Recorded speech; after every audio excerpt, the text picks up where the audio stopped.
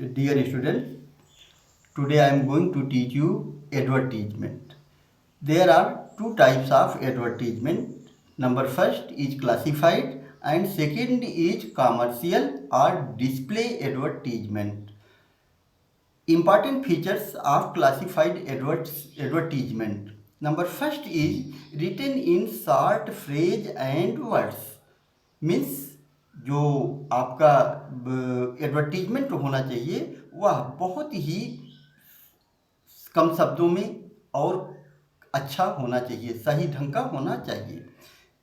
Second, simple, it's concise and to the point.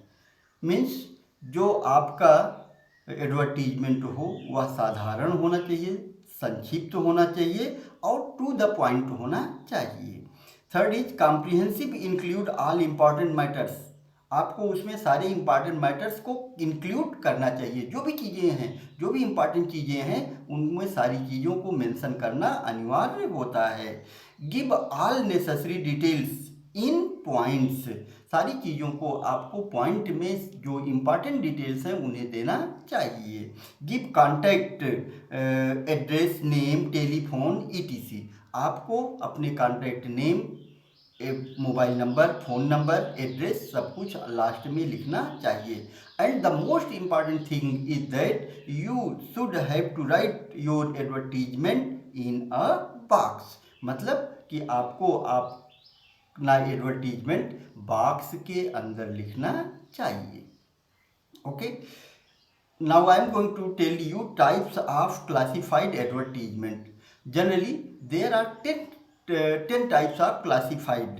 Number first is situation vacant or wanted, that is the first. Second is sale and purchase. Third is to let. Fourth is missing, it may be two parts, some person or any pet.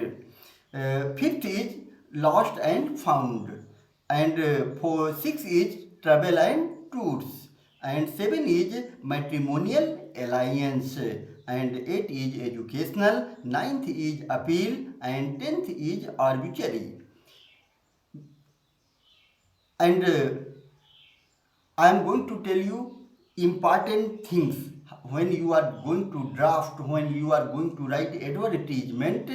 There are some necessary tips which you have to follow word by word or step by step. You have to follow it.